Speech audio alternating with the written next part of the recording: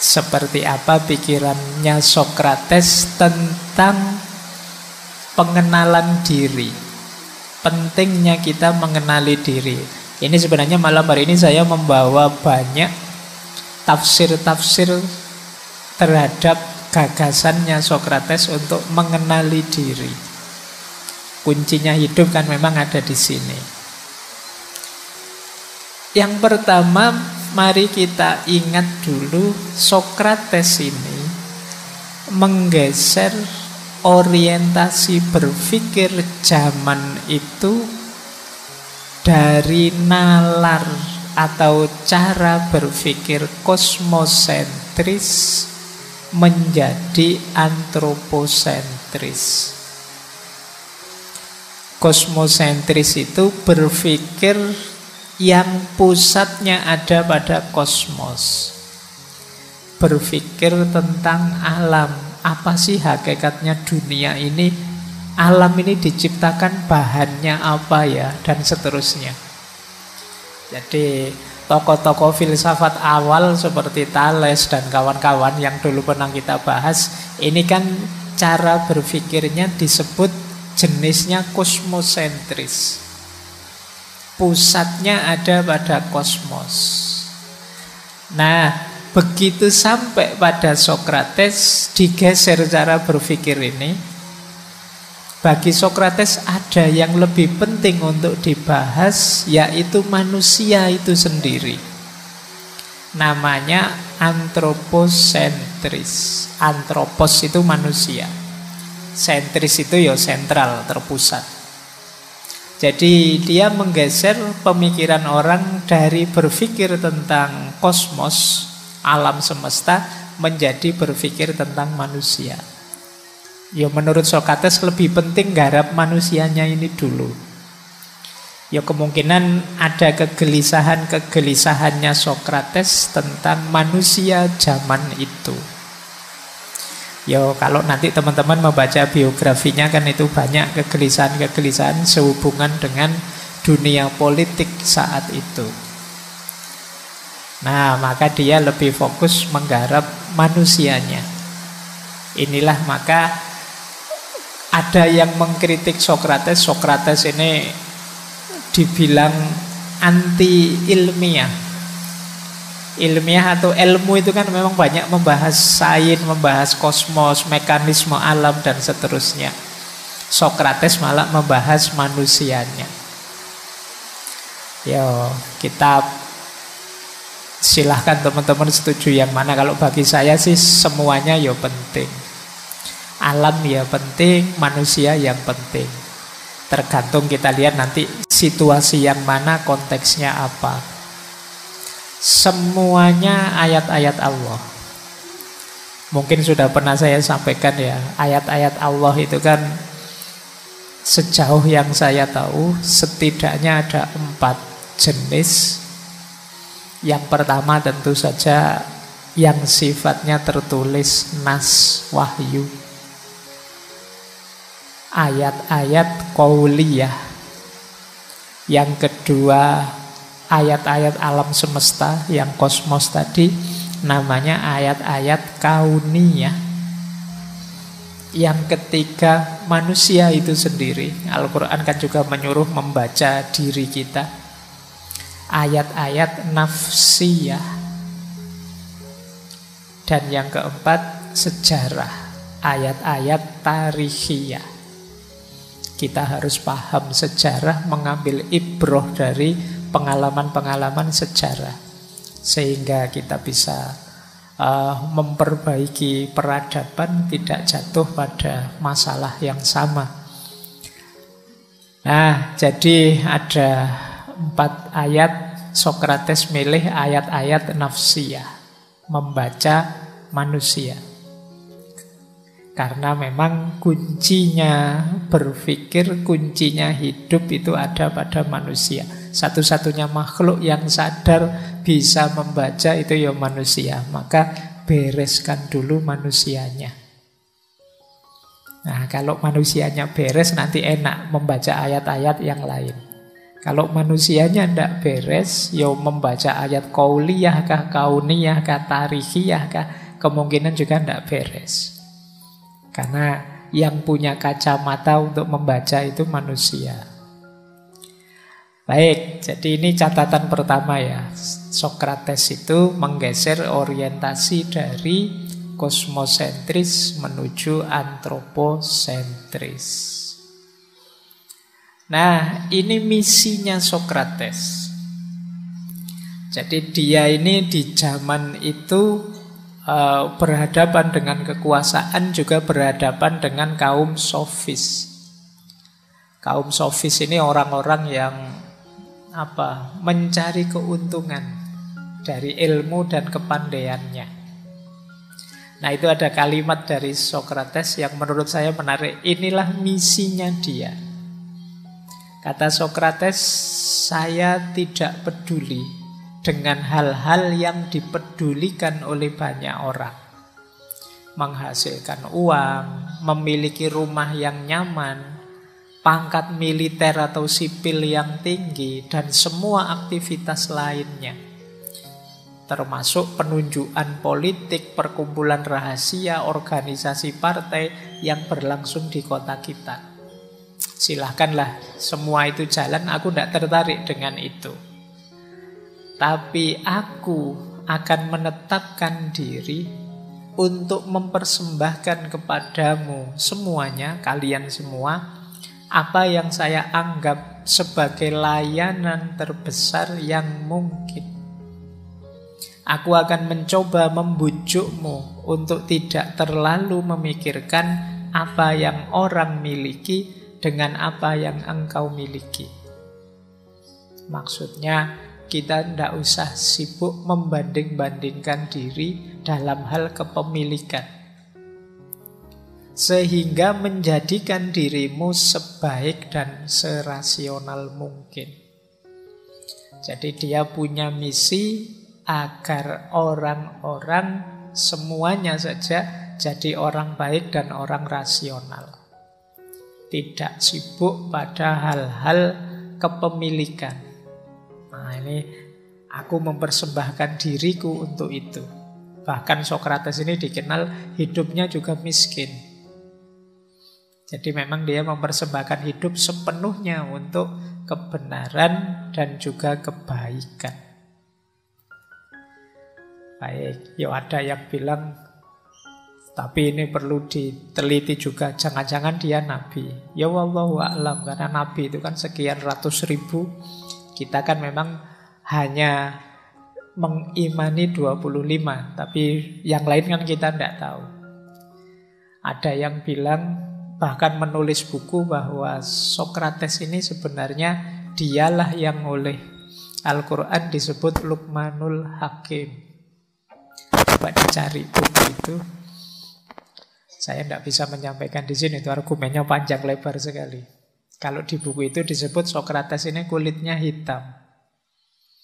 Asal-usulnya dia tidak asli dari Athena Yunani, tapi dia bekas budak. Nah, kalau bahasanya Al-Quran istilahnya Luqmanul Hakim. Luqman itu kalau dalam bahasa Arab itu ada lakoma yalkomu. Luqman. Luqman itu masdar yang artinya menelan. Jadi tertelan. Kenapa digelari Luqman? Karena dia meninggal dengan cara dipaksa menelan racun. Nah, istilah Al-Hakim, Hakim itu ya, filsafat itu kan hikmah. Jadi orang yang penuh hikmah. Kalian carilah buku itu, nanti kalau disampaikan di sini rame. Ya meskipun ada, dia punya argumen sendiri yang menulis buku itu. Nah, kalau kalian tidak setuju, nulislah bantahannya. Tapi yang masyhur populer memang dia Athena. Baik. Mungkin nanti kalian, oh jangan-jangan ini otak adik gaduk, ya monggo saja ya. Semua ilmu ya otak adik gaduk. Oke, kita lanjutkan ya. Nah, kita kembali ke sini. Nah, Sokrates punya quotes menarik. Kenapa sih dia geser ke manusia? Karena bagi Sokrates It is not living that matters, but living rightly. Hidup itu sebenarnya tidak masalah. Kalian mengalir saja juga sudah hidup. Tapi yang jadi masalah itu hidup yang benar itu bagaimana? Kalian kan rutin hidup selama ini mengalir saja kan bisa. Ikut yang lain Pak, yang lain sekolah ya sekolah, yang lain kuliah ya kuliah, yang lain kawin ya kawin, kerja ya kerja. Nanti punya anak, mengalir saja bisa. Kalau sekedar hidup ya bisa. Tapi masa hidup sekedar hidup? Nah, maka yang lebih penting apa? Living rightly, hidup yang benar. Seperti apa? Nah, ini yang jadi kunci nanti yang dikejar oleh Sokrates. Gimana sih kita cara hidup yang benar itu? Nah, ya setiap orang nanti punya rumusan, punya wawasan, punya pertimbangan sendiri tentang bagaimana hidup yang benar. Ini ayatnya banyak sebenarnya. Saya ingat ada di bukunya Hamka itu yang bilang ya kalau hidup hanya sekedar hidup ya binatang juga hidup.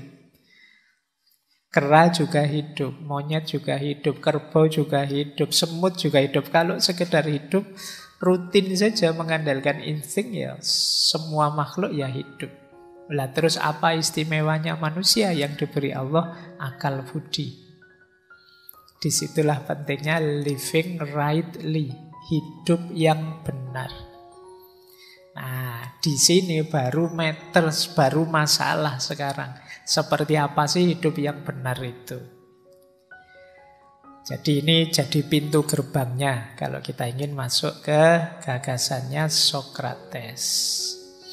Nah, rumusnya hidup yang benar itu, ya kalau pakai istilah sederhana itu harus bijaksana. Bijaksana itu paradigma pas. Ini banyak sekali sering saya sampaikan meskipun banyak orang juga salah paham. Bijaksana itu ketika kita bisa menerapkan, menggunakan, mengaplikasikan kebenaran cocok dengan ruang dan waktunya. Saya ada yang tanya, pas saya ngomong Pak, saya ngomong benar itu belum mesti bijaksana. Ada yang tanya, lu berarti kita harus salah kalau begitu Pak. Yo mikirnya tidak begitu. Jadi benar belum mesti bijaksana itu jangan hanya berhenti di kebenaran. Kadang-kadang kebenaran itu perlu tambahan kebijaksanaan. Kalau kita tidak bijaksana, seringkali kebenaran ini jadi blunder. Harusnya kebenaran membuahkan hidup yang baik, bisa jadi malah merusak. Kalau ada anak kecil terus tiba-tiba minta dibelikan mobil beneran yang harganya miliaran sama orang tuanya, terus orang tuanya bilang, "Nah, itu tidak dijual loh mobilnya." Ini namanya kebijaksanaan. Kalau orang tuanya jawab apa adanya sesuai kebenaran, "Nak, aku tidak mau belikan mobil kamu ya bapak, uangnya bapak kurang." Uangnya itu kurang. Anaknya mungkin sulit memahaminya. Bapakku uangnya selalu ada kok, banyak kok. Ini namanya kebijaksanaan. Kalau ada temanmu, sering saya contohkan ya, temanmu sedang agresif, ngamuan, itu ya jangan dinasehati untuk mari kita berjihad, mari kita. Situasinya tidak cocok, nanti dia tambah terbakar. Jangan diprovokasi. Nah, saya lihat banyak di medsos hari ini itu kita itu banyak yang suka manas-manasi, mancing-mancing. Wah, saya tahu temanku ini mesti nanti komentarnya gitu, tak pancing biar ngomong gitu. Nah, itu namanya tidak bijaksana. Jadi bijaksana itu menggunakan kebenaran secara pas, sesuai dosis, ruang, waktu, porsi, dan proporsinya. Itulah wisdom. Untuk bisa bijaksana syaratnya harus benar dulu. Jadi setelah kebenaran baru kebijaksanaan. Tidak berhenti sekedar kebenaran. Jadi bukan anti kebenaran. Karena kemarin saya lihat di medsos ada yang bilang bahwa wah, berarti ini anti kebenaran, Pak. Pro kebijaksanaan saja, tidak begitu. Untuk bisa bijaksana ya kita harus tahu kebenarannya. Dengan dasar kebenaran itulah kita menjalankan kebijaksanaan. Oke, ya kayak mahasiswa ujian itu loh. Kadang-kadang memang dosennya perlu bijaksana. Kalau dosennya berhenti pada kebenaran, ya mungkin banyak yang tidak lulus. Nilaimu pas-pasan semua mesti. Kalau dosennya terlalu adil. Untungnya Allah itu ya'muru bil adli wal ihsan. Memerintahkan adil tapi sekaligus ada ihsannya lah. Kalau hanya adil ya mahasiswa ini harusnya nilainya C. Tapi karena wal ihsan ya lumayan lah ditambahi jadi B. Dari C jadi B itu ya nama lain dari kebijaksanaan. Nah, untuk bisa bijaksana, kata Sokrates, perhatikan 3 dasar ini. Yang pertama apa? Kenali diri. Know yourself. Tidak mungkin orang bisa bijaksana kalau dia tidak kenal dirinya. Nanti kita lihat uraian panjangnya. Kenapa kita perlu mengenali diri. Yang kedua, examined life. Hidup yang direnungi terus-menerus. Diuji terus-menerus. Karena hidup ini berkembang dinamis. Yang kemarin benar, tidak pasti hari ini masih benar. Itu gunanya examined life. Hidup yang selalu ditanyakan lagi apa iya. Masih harus ini, masih harus begini. Ngaji filsafat ini apa yo harus masih begini. Ada enggak formula yang lebih baik? Ini namanya examined life. Seperti waktu sesi istiqomah itu kan terakhir-terakhir saya bilang istiqomah itu puncaknya istiqomah apa? Mengistiqomahi perbaikan. Tidak sekedar mengistiqomahi kebaikan. Jadi misalnya saya biasanya sholat tahajud 2 rakaat. Malam hari ini kok enak ya, agak longgar ya. Saya 8 rakaat pun sanggup. Tapi mau sholat 8 rakaat, saya kan biasanya 2, istiqomah 2 sajalah. Ini namanya mengistiqomahi kebaikan, oke. Tapi ada lebih bagus lagi mengistiqomahi perbaikan. Kalau memang dulu sih memang sanggupnya 2, tapi sekarang saya 4 sanggup kok Pak. Ya naikkan jadi 4. Jangan karena alasan istiqomah terus ya kamu tidak melakukan perbaikan. Pak, saya sejak dulu yang namanya sodako waktu Jumat itu ya 2.000 Pak. Dulu waktu tidak punya uang ya 2.000. Sekarang uangmu banyak loh, kan saya harus istiqomah Pak. Ya tetap 2.000. Itu tidak istiqomah. Kamu bisa melakukan perbaikan. Nah ini untuk tahu saatnya aku melakukan perbaikan atau tidak. Examine life. Ujilah hidupmu. Coba ditanyakan, coba direnungi. Oh iya ya, dulu saya tidak terlalu banyak uang sih, makanya cuma 2.000. Sekarang uangku banyak, maksud cuma 2.000. Nah itu, ujilah hidup, mencoba pertanyakan, apa masih cocok gayamu seperti itu? Apa tidak saatnya berubah untuk lebih baik? Ini bijaksana namanya.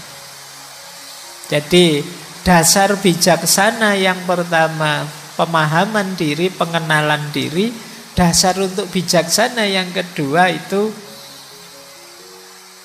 kontemplasi, refleksi, merenungi hidup untuk perbaikan. Dasar kebijaksanaan yang ketiga, freedom. Kemampuan mengendalikan diri, self-rule. Ini yang kadang saya pakai istilah tahu diri, tahu batas. Self-rule ini orang yang ngerti batas dirinya dan mampu mengendalikannya. Ini self-rule. Jadi orang itu bijaksana kalau dia memahami dirinya, tapi juga tidak mandek, selalu dihitung lagi, diukur lagi, direnungi lagi. Dan yang ketiga, dia mampu mengendalikan dirinya. Nah, kalau sudah punya 3 kualitas itu baru menginginkan apa yang memang harus kita inginkan dan paham apa yang kita inginkan itu. Nah, itulah orang bijaksana. Ini kalau versinya Socrates, wanting what you ought to want and knowing what that is. Jadi menginginkan apa yang harusnya kita inginkan dan tahu apa yang harus kita inginkan itu. Banyak orang hari ini ingin sesuatu tapi dia tidak paham. Kenapa kok saya ingin itu? Kenapa kok aku butuh ini, perlu itu? Jadi itulah orang bijaksana. Pak Faiz kok suaranya sekarang tambah keras? Ya sekarang hujan. Kalau hujan gini saya suaranya lembut kayak awal-awal tadi, kalian tidak dengar. Nah ini namanya tahu, ada alasan ketika melakukan sesuatu, tidak asal. Kalian paham situasi, tidak kok saya sejak dulu gayanya yo gini yo, harus istiqomah gini terus bisik-bisik kayak awal tadi yo. Wadah hujan suaranya kayak gini, kalian tidak akan dengar yang malam hari ini hadir. Maka agak saya keraskan sedikit. Ini yang disebut kebijaksanaan. Jadi tahu apa yang harus saya lakukan dan ngerti kenapa begitu. Bisa menjawab pertanyaan mengapa. Nah, kalian juga begitu.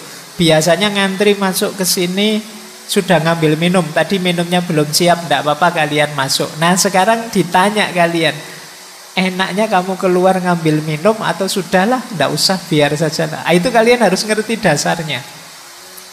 Tidak sekedar males tapi tahu, tidak usah Pak, saya tidak usah keluar ngambil minum lagi, biarlah yang datang belakangan saja, nanti mengganggu kalau saya keluar atau apa. Nah, itu namanya tahu apa yang harus kamu inginkan dan ngerti dasarnya. Itulah wisdom. Oke, jadi malam hari ini kita hanya membahas tentang ini, tentang bagaimana kita mengenali diri, menguji diri, dan mengontrol diri. Biar yang kita inginkan pas. Baik, inilah quotes yang paling terkenal dari Socrates, yaitu kenali dirimu. Jadi ini kalimat ini ada yang bilang tertulis di pilar-pilarnya kuil di Delphi, di Yunani saat itu. Atau kalau pakai bahasa sana ya gnosis souton. Jadi kenali dirimu, know thyself. Ini masyhur sekali quotes ini di Yunani saat itu, karena saat itu Socrates dikenal sebagai orang yang paling bijaksana di Yunani. Jadi ada cerita muridnya Socrates ini satu ketika tanya pada mungkin peramal atau dukun atau orang tua yang paling dimuliakan saat itu di kuil Delphi. Dia tanya, kira-kira ada ndak orang yang lebih bijaksana dari guru saya Socrates? Jawabannya peramal itu, ndak ada. Jadi di seluruh Yunani itu dialah orang paling bijaksana. Dan ini memang terkenal sekali. Jadi puncaknya memang kalimat ini yang ditulis di kuil Delphi. Kenalilah dirimu. Dan itu yang di bawah juga kalimatnya Socrates sendiri. Secara umum mengenali diri itu who we are, siapa kita. Who we should be, siapa kita yang seharusnya. Dan yang ketiga, who we will become, siapa kita nantinya. Nah, yang terakhir ini, kita ingin jadi apa sih? Hari ini kita itu apa? Idealnya kita itu harusnya bagaimana? Dan nantinya kita ingin menjadi seperti apa? Ini 3 pertanyaan besar yang silahkan kita tanya pada diri kita sebagai terjemahan dari know thyself. Kenali dirimu. Aku ini siapa sih? Kemudian harusnya aku ini bagaimana? Dan yang ketiga, nantinya aku harus berubah jadi apa? Oh, itu 3 pertanyaan ini kalau kalian coba jawab itu mungkin bisa panjang, bisa jadi sak skripsi. Kamu boleh nyoba jawab pertanyaan ini nanti setelah pulang. Siapa aku? Mungkin kamu jawab pertama namamu, alamatmu, identitas, terus saja. Nanti uraikan siapa dirimu. Sekali-sekali kamu boleh cerita tentang dirimu pada dirimu sendiri. Aku ini orang yang seperti ini, ciriku begini, dan lain sebagainya. Kalau sudah tuntas kalian mendeskripsikan dirimu, yang kedua apa? Siapa harusnya aku? Idealnya aku ini harus bagaimana? Tadi aku bilang aku ini muslim. Muslim itu harusnya perilakuku bagaimana? Aku tadi bilang aku itu mahasiswa. Kelakuanku itu kira-kira sudah kayak mahasiswa apa belum sih? Aku tadi bilang aku ini gentleman. Gentleman itu kayak gimana? Sudah muncul apa belum? Who we should be. Dan yang ketiga, who we will become. Aku ingin jadi apa besok? Nah, ini jadi yang nomor 2 itu idealnya hari ini, yang nomor 3 idealnya besok. Yang nomor 1 kondisi konkret kita saat ini. Coba tanyakan 3 hal itu. Jadi ini agak berat karena memang yang pertama tidak ada yang bayari kamu. Yang kedua mungkin merepotkanmu. Tapi jangan lupa dasarnya nanti kamu bisa berkembang, maju, sukses dari sini. Kalau di Sokrates sih dasarnya untuk bahagia itu ini. Sulit orang bisa bahagia kalau tidak kenal dirinya. Senang mungkin bisa, makan enak kok senang ya. Atau apalah terus kamu senang. Tapi untuk bahagia tidak bisa. Untuk bahagia pertama-tama kamu harus kenal dirimu. Nah itu nanti mungkin ini kita jelaskan minggu depan ketika ngomong etika. Jadi know thyself. Kenalilah dirimu.